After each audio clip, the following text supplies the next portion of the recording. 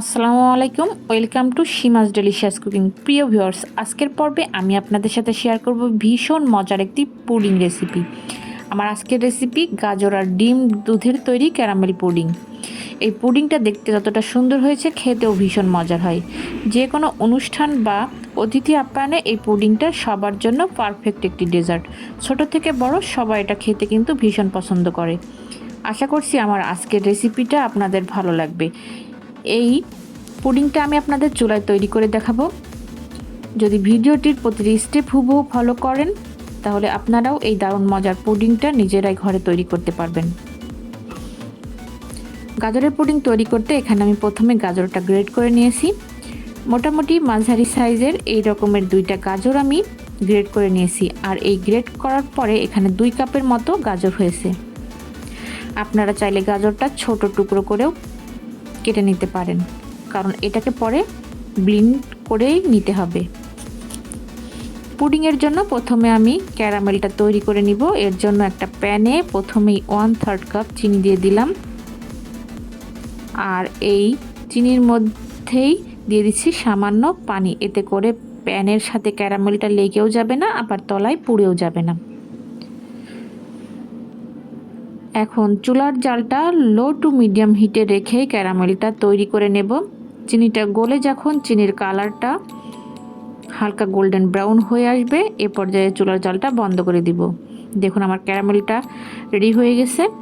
এবার এটা আমি যে পাত্রে পুডিংটা সেট করব সেটাতে ঢেলে দিব। ঢেলে চারপাশটা ঘুরিয়ে মোল্ডে ক্যারামেলটা সেট করে নিচ্ছি। তো ভিডিওর এই ক্লিপটা আমার বন্ধ হয়ে গেছিল, এই কারণে আমি আপনাদের দেখাতে পারলাম না। তবে আপনারা দেখতেই পাচ্ছেন আমি ক্যারামেলটা বাটিতে সেট করে নিয়েছি। দেখুন, এবার এটাকে ঠান্ডা হবার জন্য আমি রেখে দিচ্ছি। এবার চুলায় আরও একটা প্যান বসিয়ে দিয়েছি মিডিয়াম ফ্লেমে। এবার প্যানে দিয়ে দিচ্ছি 1 চামচ গাওয়া ঘি। এবার এই ঘিয়ের মধ্যে দিয়ে দিচ্ছি গ্রেট করা গাজর। দিয়ে এটাকে ঘিয়ের সাথে ভালো করে ভেজে নেব যতক্ষণ না পর্যন্ত গাজরের কালারটা চেঞ্জ হয়ে আসবে। গাজরটা ঘিতে ভেজে নিলে গাজরের যে একটা গন্ধ থাকে, যেটা সবাই খেতে পছন্দ করে না, সেটা কিন্তু আর থাকবে না। আর ঘিতে ভাজার কারণে পুডিংয়ের এক্সট্রা একটা ফ্লেভার পাওয়া যায়, যেটা খেতে ভীষণই ভালো লাগে। গাজরগুলো আমি 2 থেকে 3 মিনিটের মতো ভেজে নিয়েছি। যখন এর কালারটা পরিবর্তন হয়ে এসেছে, তখন এতে অ্যাড করেছি সামান্য লবণ। যেহেতু গাজর একটা সবজি, এই জন্য সামান্য একটু লবণ দিতেই হবে। দিয়ে দিচ্ছি 1/3 কাপ চিনি। চিনিটা আপনারা আপনাদের স্বাদ অনুযায়ী কমিয়ে বা বাড়িয়ে দেবেন। আর গাজরও যেহেতু মিষ্টি থাকে, এটা বুঝেই চিনিটা আপনারা অ্যাড করবেন। কিছুক্ষণ চিনির সাথে ভাজার পরে এতে অ্যাড করে দিচ্ছি মেজারমেন্ট কাপের 1 কাপ লিকুইড দুধ দিয়ে এবার প্যানের ঢাকনাটা আমি লাগিয়ে রাখবো 5 মিনিট। এতে করে দুধের মধ্যেই গাজরটা ভালোভাবে সিদ্ধ হয়ে যাবে। 5 মিনিট পর দেখুন গাজরটা সিদ্ধ হয়ে গেছে। এবার এটাকে ঠান্ডা হতে দিব। এভাবেই ঠান্ডা হলে এটাকে আমি ব্লেন্ড করে ভালো করে পেস্ট করে নিব। এবার পুডিং তৈরি করতে এখানে আমি বড় সাইজের 3টা ডিম নিয়েছি। সাধারণত ক্যারামেল পুডিং যেভাবে তৈরি করা হয় সেভাবে আমি এই পুডিংটা তৈরি করব।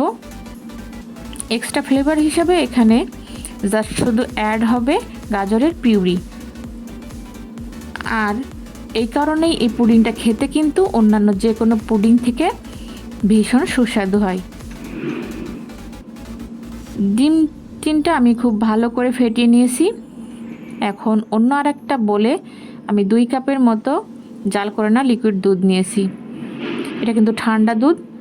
আর এই দুধে অ্যাড করে দিচ্ছি 1/3 কাপ কনডেন্স মিল্ক।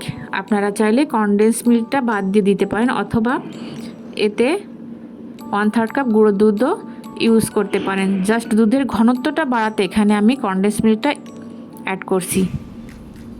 তবে কনডেন্স মিল্ক দেওয়ার কারণে পুডিংটা ভীষণই সফট আর ভেলভেটি হয় এবং খেতেও ভীষণ মজার হয়। কনডেন্স মিল্কটা ভালো করে মেল্ট হয়ে গেলে এই দুধটাকে এবার আমি ডিমের সাথে ভালো করে মিশিয়ে নেব। দুধ আর ডিমটাকে ভালো করেই মিশাতে হবে। এখন এই মিশ্রণটাকে আমি একটা স্ট্রেনারে করে সেঁকে নিব। এতে করে পুডিংটার মধ্যে কোনো লাম্পস থাকবে না আর পুডিংটার দারুণভাবে তৈরি হবার পরে সিল্কিও হবে। এবার দুধ আর ডিমের মিশ্রণে আমি অ্যাড করছি ব্লেন্ড করে নেওয়া গাজরের পিউরি। এখানে ব্লেন্ড করার পর মেজারমেন্ট কাপে 1 কাপ গাজরের পিউরি হয়েছে। এটাকে এবার দুধ আর ডিমের মিশ্রণে ভালো করে মিশিয়ে নিচ্ছি।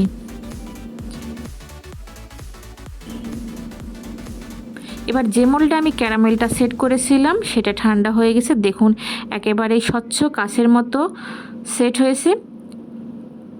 এখন এর মধ্যে পুডিংয়ের মিশ্রণটা আমি ঢেলে দিচ্ছি।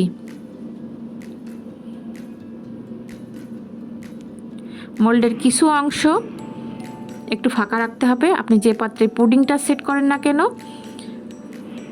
সে পাত্রেরটাকে কিন্তু পুরোপুরি কখনোই ভর্তি করে দেবেন না, কারণ পুডিংটা যখন স্টিমে বসানো হয় তখন কিন্তু সামান্য ফুল ওঠে। তাই মোল্ডের 1/4 অংশ সবসময় খালি রাখতে হয়। এবার মোল্ডটাকে আমি একটা ফয়েল পেপার দিয়ে ভালো করে ঢাকনার মতো করে উপর দিয়ে মুড়ে দিচ্ছি। যেহেতু এই মোল্ডের কোনো ঢাকনাই নাই তাই ফয়েল পেপারটাই আমি ঢাকনা হিসেবে এখানে ব্যবহার করছি। আপনারা চাইলে যে কোনো ঢাকনাওয়ালা পাত্রেও পুডিংটা সেট করতে পারেন। তো ভালোভাবেই ফয়েল পেপারটা মুড়ে দিতে হবে যাতে বাইরের কোনো এয়ার বা বাতাস এর ভিতরে ঢুকতে না পারে। এবার চুলায় একটা ডিপ প্যান বসিয়ে এর মধ্যে দিয়ে দিচ্ছি একটা স্ট্যান্ড দেওয়ার কারণে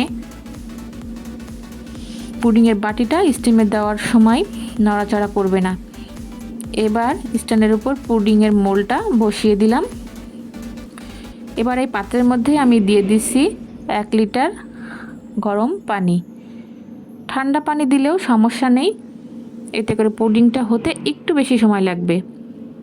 তো এমনভাবে পানিটা দিতে হবে যাতে পুডিংয়ের বাটিটার 1/4 অংশ পানির উপরে থাকে আর স্টিম দেওয়ার সময় পানিটা উপরে উঠে না আসে।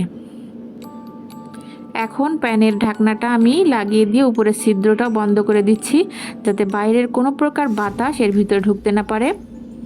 এবার একেবারেই লো হিটে এটাকে আমি ঘড়ি ধরে 45 মিনিট স্টিমে বসিয়ে রাখবো।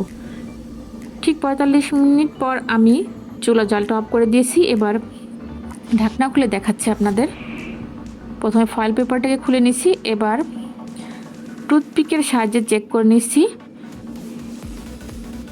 তো দেখুন টুথপিকটা কিন্তু আমার একেবারেই ক্লিয়ার এসেছে, তার মানে পুডিংটা একেবারে পারফেক্ট হয়েছে। যদি দেখেন টুথপিকটা ক্লিয়ার আসেনি তাহলে আরও 5 মিনিট ঢাকনা লাগিয়ে এভাবে রেখে দিলেই কিন্তু পুডিংটা সেট হয়ে যাবে। এবার এই পুডিং পাত্রটাকে আমি এখান থেকে উঠিয়ে ঠান্ডা হতে দিব। ঠান্ডা হওয়ার পর এটাকে আমি 3 থেকে 4 ঘন্টার মতো ফ্রিজের নর্মাল টেম্পারেচারে রেখে দেব। এতে করে পুডিংটা সহজেই আনমোল্ড হয়ে যাবে আর পুডিংটাও ভালোভাবে সেট হয়ে যাবে। তো 4 ঘন্টা পর আমি এটাকে ফ্রিজ থেকে বের করে নিয়েছি। দেখুন কতটা পারফেক্ট হয়েছে এই গাজরের পুডিংটা। এবার এটা আপনাদের একটু আনমোল্ড করে ভালো করে দেখিয়ে দিচ্ছি। খুব সহজে এটা আনমোল্ড হয়ে যাবে। পুডিংয়ের পাত্রের উপরে আমি একটা প্লেট রেখে এটাকে উল্টে আনমোল্ড করছি। দেখুন দর্শক কতটা সুন্দর হয়েছে পুডিংটা আর কতটা সিল্কি আর পারফেক্ট হয়েছে। এখন একটু আপনাদের কেটে দেখিয়ে দিব ভিতরটা কতটা সফট আর স্মুদি ও ভেলভেটি হয়েছে। এই গাজরের পুডিংটা দেখতে যতটা সুন্দর হয়েছে খেতেও মাশাআল্লাহ খুবই মজার হয়েছিল। আপনারা একবার হলেও এই মজাদার গাজরের পুডিংটা তৈরি করে দেখবেন, তাহলেই বুঝতে পারবেন এটা খেতে আসলে কতটা মজার।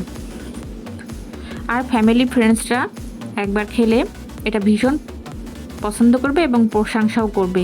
যদি বাসায় ট্রাই করেন আমাকে কমেন্টস করে জানাবেন। আর আমার আজকের রেসিপিটা কেমন হলো তা লাইক কমেন্ট শেয়ারের মাধ্যমে জানিয়ে দিবেন। আর যদি বেশি ভালো লেগে থাকে প্লিজ আমার চ্যানেলটা সাবস্ক্রাইব করে আমার পাশে থাকবেন। তো আজকের ভিডিওটি এ পর্যন্ত, সবাই ভালো থাকবেন, দেখা হবে পরবর্তী ভিডিওতে। ততক্ষণ পর্যন্ত আল্লাহ হাফেজ।